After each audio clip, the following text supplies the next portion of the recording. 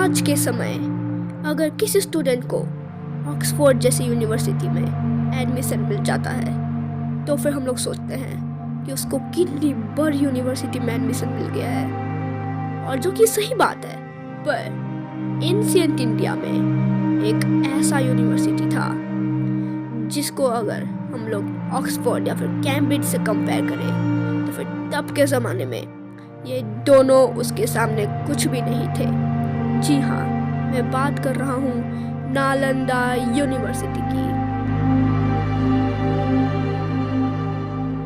जब मगध एम्पायर में कुमार गुप्त का राज चल रहा था तब उन्होंने इस यूनिवर्सिटी को बनाया था 427 BC को। यह यूनिवर्सिटी वर्ल्ड की सबसे फर्स्ट रेजिडेंशियल यूनिवर्सिटी थी जिसमें कि 10,000 स्टूडेंट्स, वो भी जापान, चाइना, ग्रीक, मलेशिया और इंडिया से आते थे। यहाँ पे 2000 टीचर्स भी थे, उनमें से एक हमारे आर्यभट्टा और चाणक्य जी भी थे।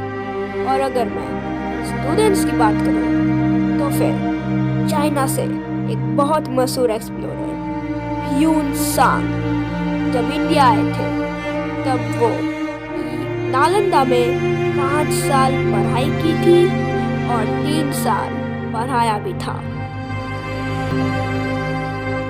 इस यूनिवर्सिटी में एक इतनी बड़ी लाइब्रेरी थी जिसमें कि 90 लाख बुक्स थे। अब आप लोग समझ ही सकते हो कि कितनी बड़ी लाइब्रेरी थी वो। उस लाइब्रेरी का नाम था धर्मगंज, जिसका मतलब द माउंटेन ऑफ ट्रुथ।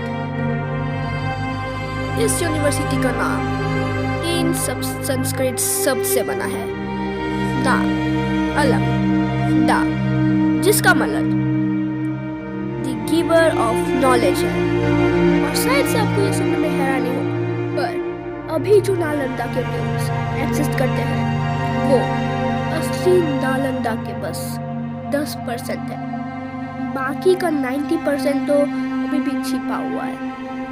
मतलब आप सोच ही सकते हो कि वो कितना बड़ा उसका कैंपस था। अब ये यूनिवर्सिटी इतना फेमस और एडवांस था तो फिर ऑफ कोर्स इसमें तो हमले होने ही थे। इसमें 3 बार हमले हुए थे। पहली बार इसमें हंस ने अटैक किया था, दूसरी बार बंगाल के कुछ एम्पायर्स ने। ये दोनों बार जब अटैक हुए थे तब नालंदा को वापस ठीक कर दिया गया था क्योंकि ज़्यादा बड़े हमले नहीं थे। पर तीसरी बार जो हमला हुआ था उसने पूरे नालंदा को बर्बाद कर दिया था। और ये हमला 1194 AD को बख्तियार खिलजी के द्वारा किया गया था। पर क्यों? तो फिर एक दिन जब बख्तियार खिलजी का तबीयत खराब हो गया था तब उनके लोगों ने उनको सलाह दी कि उस टाइम के नालंदा प्रिंसिपल श्री भद्र को बुलाएं। पर बख्तियार खिलजी ने उनकी एक भी नहीं मानी और नहीं बुलाया। पर जब उनकी हालत बद से बदतर हो गई तब बख्तियार खिलजी ने सोचा कि श्री भद्र को आखिरकार बुला ही लेते हैं।